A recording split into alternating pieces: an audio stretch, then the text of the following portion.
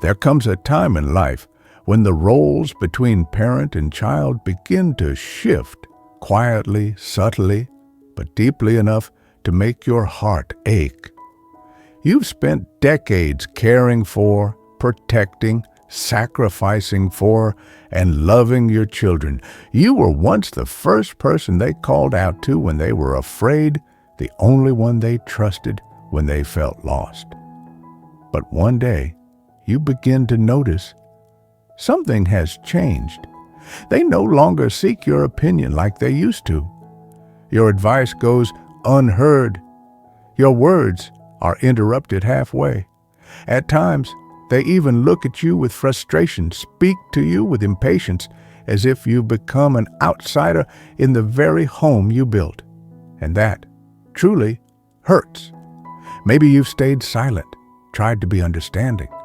Maybe you've reminded them of the past, told them how deeply you love them. But perhaps you've also realized your words no longer reach their hearts. So what should you do when your children no longer show you the respect they once did? Get angry? Stay quiet? Sacrifice even more? Today I want to share with you 6 things. Quiet, gentle, but powerful enough to help you reclaim your rightful place as a father, as a mother, and above all, as a human being worthy of love and respect. 1. Stop chasing your children's approval. One of the easiest traps to fall into as you get older is the deep desire to be accepted, appreciated, and loved by your children. Just like in the old days, you may have changed who you are to please them, suppressed your sadness, hid your feelings, even convinced yourself, as long as they're happy, that's all that matters. But the more you do that, the more you lose yourself. And when you're no longer truly yourself, your children have no real reason left to respect you. Here's the painful truth. When you always nod in agreement, always try to keep the peace, always stay silent to avoid conflict, you're teaching your children that your thoughts and emotions don't matter. I once knew a father named Mr. William. He had been a strict but warm parent during his children's upbringing, but in old age, he changed. He avoided confrontation, gave in unconditionally, and slowly his children started treating him like a shadow in the house. They made every decision, big or small, on their own. They didn't ask, didn't share, didn't even wonder what he thought. And when he finally said, "I don't like this," all he got in return was a frown and a cold reply. "I know, Dad, but I'm doing it my way." It wasn't that Mr. William no longer mattered. It was that he had allowed himself to become invisible. Respect doesn't come from sacrificing everything. Respect comes from knowing your boundaries, saying no when you need to, and staying true to your core values. 2. Don't react with emotion. Respond with calm strength. When your children act disrespectfully, it's natural to feel hurt and to react from that pain. You might lash out, raise your voice, or retreat into silence. You might think, "I gave my entire life for them, and this is how they treat me." That feeling is real, and it hurts deeply. But here's something important to remember. Emotional reactions often cause you to lose your influence. The more you show vulnerability in the form of distress, the less your children may listen. The more you get angry, the more defensive they become. And suddenly, every conversation turns into a battle with no winners, only growing distance.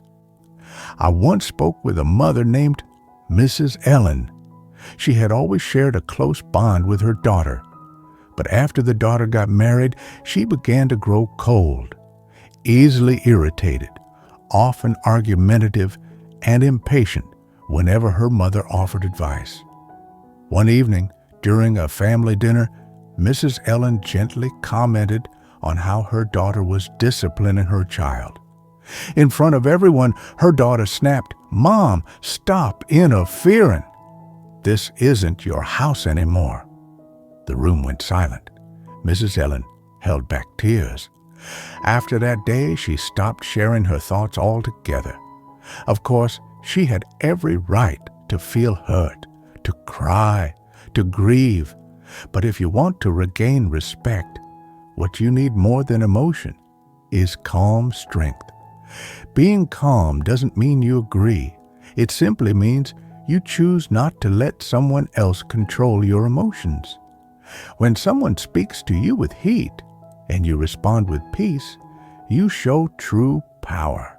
You can say, "I understand you don't agree, but I still need to express my point of view because I care." Sometimes that very calmness will cause the other person to pause, to reflect, because a parent who can remain grounded in the storm of emotions is a parent worthy of respect. 3. Set boundaries. Love doesn't mean accepting everything. One of the biggest misconceptions many parents, especially in their later years, often carry is this: if I love my children, I must accept everything they do. That's not true. Real love is not unconditional tolerance. Real love is clarity, boundaries, and the courage to say no when needed. When you don't set boundaries, you silently give others, even your own children, permission to cross the line of respect. And once that line is crossed repeatedly, it becomes very difficult to reclaim it. I remember a man named Mr. James. He was a gentle father who loved his children dearly. After retiring, he moved in with his son and daughter-in-law. At first, everything was fine, but over time, his daughter-in-law began criticizing him over small things. His son, instead of defending his father, chose silence for the sake of keeping peace in the household. Mr. James said nothing for months. He told himself, "I'm old now. As long as they're doing well, that's what matters." Until one day, after being harshly blamed for his grandchild's fall, a simple accident, Mr. James quietly packed his belongings, rented a small room nearby, and moved out. No yelling, no accusations, just a clear boundary. "I still love you, but I can't live in a place where I'm not respected." You see, boundaries don't diminish love. They teach others that your love comes with dignity, not silent endurance. Start with small steps. Don't say yes just to avoid saying no. Pause when you're being disrespected and say, "Can you say that in a different way?" Don't sacrifice yourself to the point where you no longer recognize who you are. Your children might resist at first. They may push back. But over time, they will begin to see that you are no longer as easily hurt.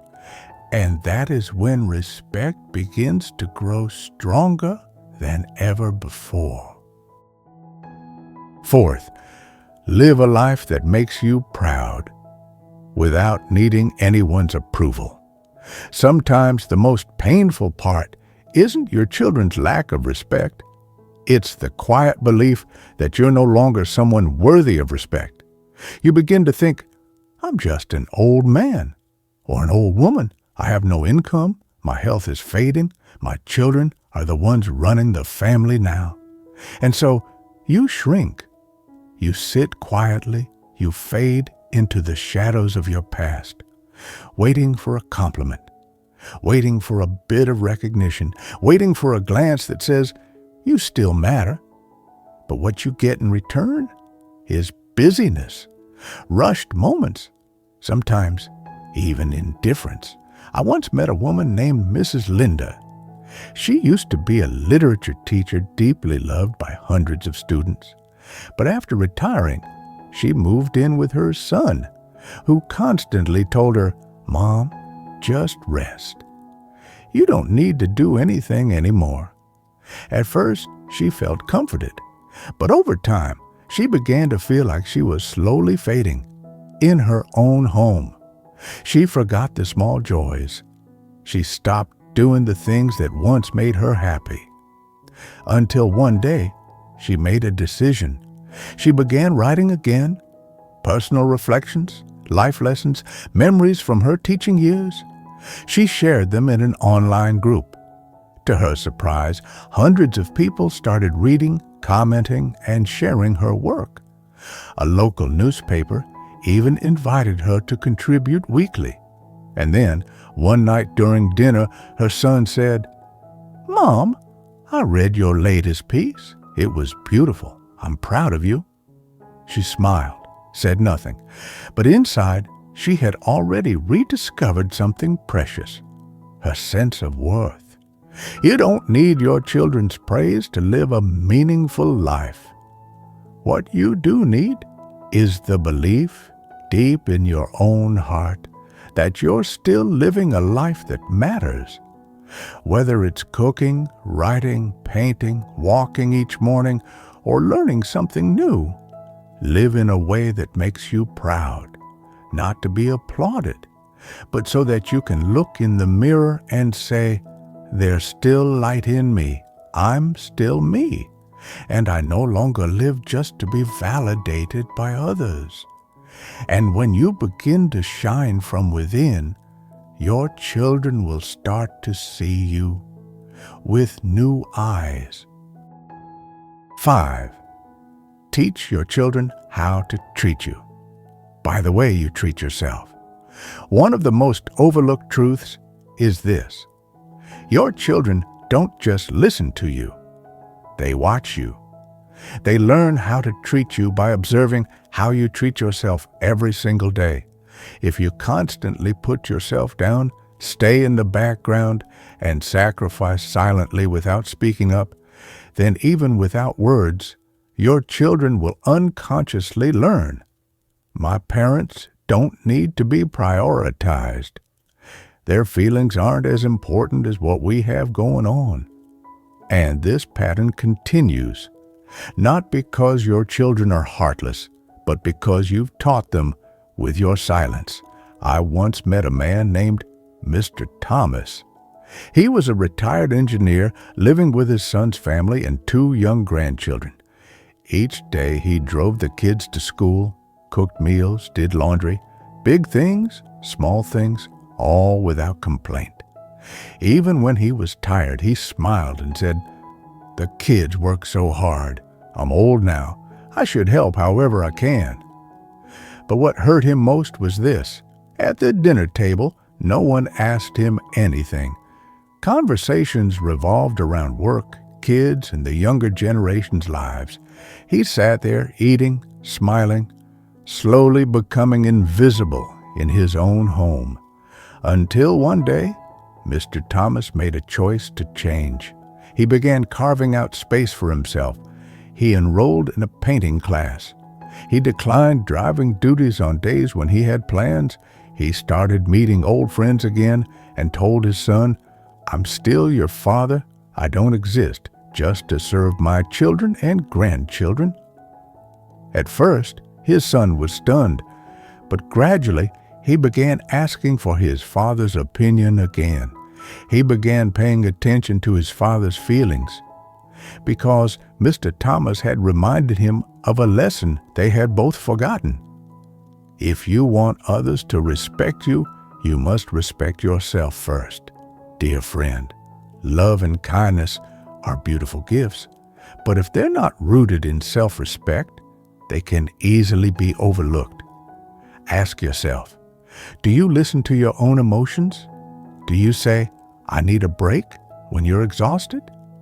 Do you allow yourself to feel joy and live for yourself? Or are you merely existing for others? Your answers are the lessons your children are learning every day. You don't need to preach. You just need to live in alignment with your values, and your children will see it. 6. Learn to let go of expectations and allow love to heal in its own time. When your children no longer show you the same respect they once did, the deepest pain often doesn't come from what they say, or even from their cold stares. It comes from the disappointment because at one time you had hope for so much more. You once hoped that as they matured, your children would understand you better. You believed that after all the sacrifices you made for them, the least you'd receive in return would be appreciation. But eventually, you realized this truth.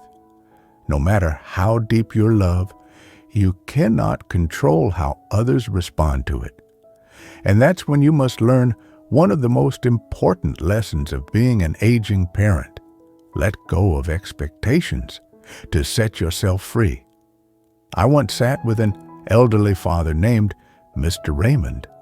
He was deeply hurt by his son, a successful, wealthy man who had grown distant, rarely called, and never sat down to truly listen the way he used to. "I don't understand," Mr. Raymond said. "I raised him with my whole heart, and now I feel like a stranger in his life." I asked him, "Do you want to stay angry with him for the rest of your days?" He fell silent. Then gently, he smiled and said, "No, I just want peace." So he did something he never thought he would do. He stopped waiting by the phone every evening. He stopped checking social media to see what his son was posting. He stopped hoping for an apology or expecting change. Instead, he started writing letters, not to accuse, but to honestly share his feelings. He took walks in the evening. He tended his garden. He drank tea. He wrote his memoirs. He began living for himself again. Months later, he received a call from his son. Not an apology, not a complete turnaround, just a simple, sincere, "Hi, Dad, how are you?" And that was enough.